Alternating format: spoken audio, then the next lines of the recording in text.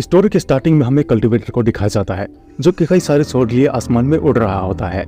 इस modern world को देखकर वो कल्टीवेटर काफी ज्यादा हैरान होता है कि आखिर ये कौन सी दुनिया है। जिसके बाद हमें एक हेलीकॉप्टर दिखाया जाता है जिसमें कैमरामैन ये सब लाइव शूट कर पूरी दुनिया में ब्रॉडकास्ट कर रहा होता है। और उसके साथ जो रिपोर्टर होता है वो माइक लेके कहता है पता नहीं ये शख्स कहाँ से आया है और कौन सी जगह से आया है, लेकिन अब तक इस बंदे ने 2 घंटे में लगभग 200 से भी ज्यादा हीरोज को हरा दिया है। इस बार की जो मुसीबत हमारे दुनिया पर आई है वो सबसे ज्यादा बड़ी है और इसे हराने वाला अगला हीरो कौन होगा ये कोई नहीं जानता। वही दूर न्यूज रिपोर्टिंग बिल्डिंग में कुछ लोग बात कर रहे होते हैं कि काफी टाइम हो गया कि हमारी न्यूज की रिपोर्ट्स हाई लेवल पर नहीं गए, हमें तो इस शख्स का शुक्रिया कहना चाहिए क्योंकि इसी की वजह से हमें बहुत ही ज्यादा फायदा हो रहा है। वही ऑफिस में कुछ लोग बैठकर ये डिस्कस कर रहे होते कि आखिर ये पर्सन कहाँ से आया है। जिसके बाद हमें एक शख्स को दिखाया जाता है जो कि एक हीरो होता है और उसका नाम प्लास्टिक मैन होता है और वो एक बिल्डिंग पर खड़ा होता है। जिसके बाद प्लास्टिक मैन अचानक से उस बिल्डिंग से जंप कर देता है। प्लास्टिक मैन के जंप करते ही अचानक से उसके बॉडी पर लोहे के आर्मर आने लगते हैं। प्लास्टिक मैन का आर्मर खुद उसके पास आकर उसके बॉडी पे चिपक रहा होता है।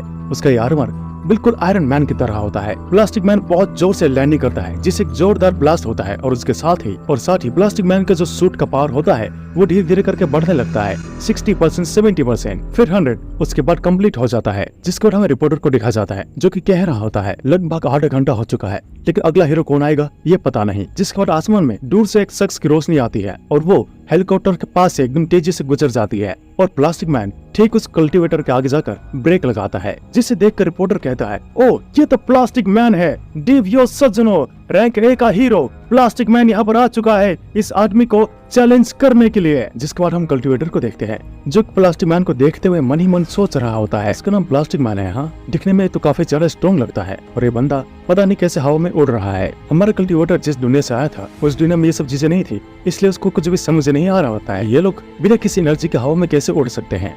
फिर कुछ देर बाद हमारा कल्टीवेटर कहता है मैं स्वान कॉन्टिनेंट से टेंजेंट से का लॉर्ड हूँ, क्या आप मुझे बता सकते हैं कि आखिर कौन सी जगह है। जिस पर प्लास्टिक मैन बिना कुछ कहे अपनी सूट की पावर बढ़ाने लगता है जिसे देखकर रिपोर्टर भी कहता है ओह माय गॉड, लगता है प्लास्टिक मैन अपनी पावर से उसे खत्म करने वाला है। प्लास्टिक मैन अपनी मैक्सिमम पावर को एक ही बार में इस्तेमाल करना चाहता है। वहीं पर प्लास्टिक मैन अपनी सारी पावर को इकट्ठा करने के बाद full to full serious tone में कहता है कि अब तक मैं जिन लोगों से मिला हूँ वो भी तुम्हारी तरह बहुत बकवास करते हैं, लेकिन जो ज्यादा बोलता है ना उसकी मोट बिल्कुल कुत्ते जैसी होती है। और उनकी मोट कैसे हुई चलो मैं तुम्हें बताता हूँ। ऐसा कहकर प्लास्टिक मैन अपनी सारी पावर को अपने पंच में इकट्ठा करता है और तेजी से कल्टीवेटर की तरफ जाने लगता है। लेकिन इससे पहले कि प्लास्टिक मैन कल्टीवेटर को मार भी पाता अपना कल्टीवेटर तेजी से आगे बढ़ता है और प्लास्टिक मैन के चेहरे पर एक जोरदार थप्पड़ जड़ देता है जिससे प्लास्टिक मैन का सूट तक टूट जाता है और लगभग बेहोशी की हालत में प्लास्टिक मैन नीचे गिरने लगता है। और वहीं पर अपना कल्टीवेटर कहता है पता नहीं ये लोग मेरे हाथों मरने के लिए क्यों आते हैं। वहीं ये सब देखकर रिपोर्टर भी काफी ज्यादा हैरानी में कहता है वो एक ही बार में हार गया, एक ही थप्पड़ में। क्या इस सुपर विलेन को हराने वाला इस दुनिया में कोई नहीं है? क्या हमारी दुनिया को कोई बचा पाएगा या नहीं? जिसके बाद हमें एक हिस्ट्री बताई जाती है कि बहुत टाइम पहले कि अचानक से पृथ्वी पर बहुत सारे मॉन्स्टर आ गए। उन्होंने आकर बहुत ज्यादा तबाही मचाना शुरू कर दिया।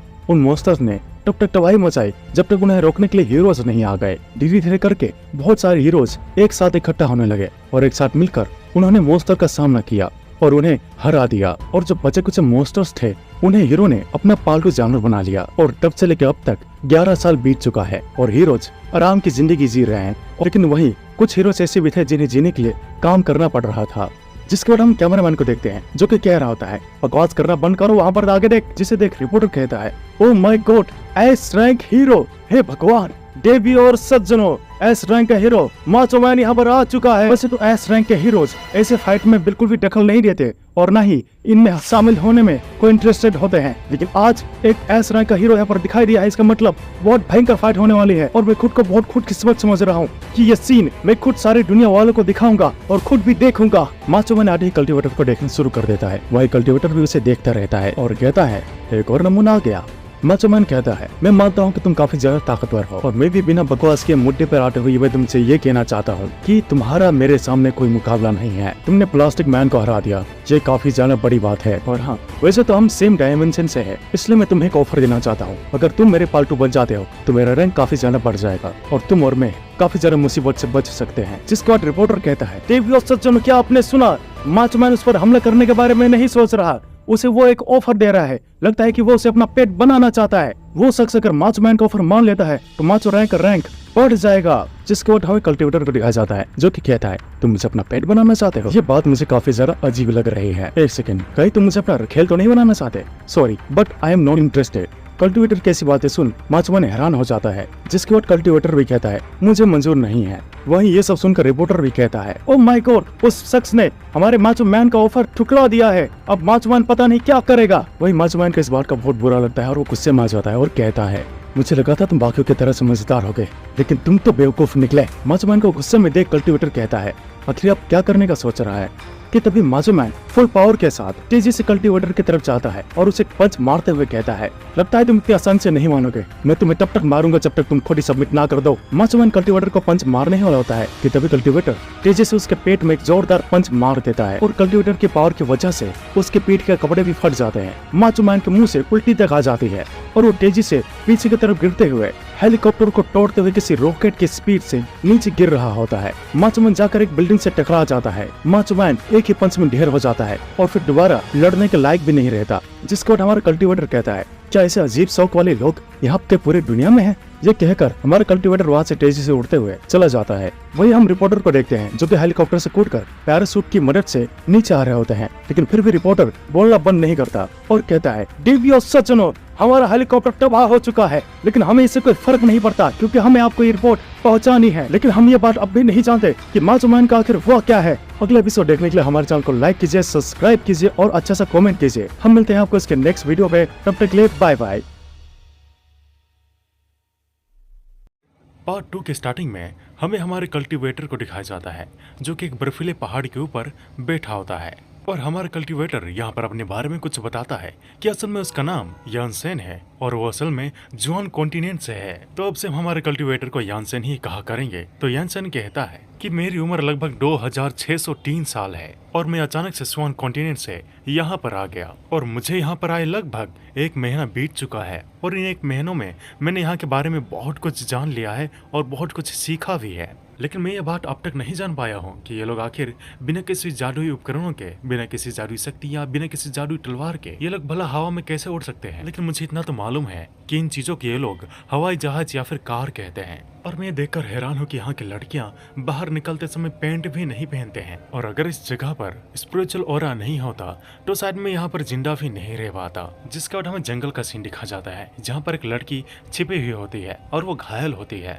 उसकी एक स्कूल फ्रेंड उसके साथ ही होती है और वो कह रही होती है एक बार जब हम यहाँ से निकल जाएंगे तो हम सुरक्षित हो जाएंगे। वो लोग आगे जा ही रहे होते हैं कि तभी उसके फ्रेंड को एक जगह दिखती है और उसकी नजर एक दीवार पर पड़ती है। वहाँ पर कुछ लिखा होता है जिसे देखकर उसे लगता है कि ये शायद कोई घूमने की जगह है। इसलिए वो कहती है सीनियर, शायद हम इस जगह पर थोड़ा आराम कर लेना चाहिए, आप यहीं पर रुकिए, मैं कुछ खाने के लिए ढूंढने जा रही हूँ। उसके सीनियर भी कहती है ठीक है तुम जाओ। ऐसा कहकर वो वहाँ पर बैठ जाती है। जिसके बाद वो अपने पैरों से वहाँ के तालाब को छूकर पानी ठंडा है या गर्म ये चेक करने लगती है। जब उसको पानी ठीक लगता है तो सोचती है कि मेरे घाव तो भर चुके हैं और मुझे यहाँ पर और कोई आसपास होगा मुझे नहीं लगता, इसलिए मुझे यहाँ पर हॉट स्प्रिंग में थोड़ी देर नहा लेना चाहिए। ऐसा कहकर वो वहाँ पर नहाने के लिए अपने कपड़े उतारती है और पानी में उतर जाती है। लेकिन उसे ये बात नहीं पता होती कि उसी तालाब में हमारा यान भी नहा रहा होता है। और जैसे ही वो लड़की पानी के अंदर उतरती है तो उसके घाव अचानक से और भी जल्दी से हील होने लगते हैं, जिसे देखकर वो काफी ज्यादा हैरान होती है। उन दोनों का चेहरा अपोजिट साइड होता है और वो धीरे धीरे करके दोनों ही पीछे आ रहे होते हैं और अचानक वो दोनों एक दूसरे से टकरा जाते हैं। लड़की और लड़का दोनों चिल्लाते हुए कहते हैं कि आखिर कौन है यहाँ पर। और लड़की तो अपने हाथ में पत्थर उठाकर हीरो पर मारने भी लगती है कि तभी वहाँ पर उसकी फ्रेंड भी आ जाती है और कहती है कि क्या हुआ है यहाँ पर। जिसके बाद हमारा यान भी उठकर वहाँ से जाने लगता है। जिसे देख वो लड़की कहती है कि तुम आखिर क्या करने के बारे में सोच रहे हो।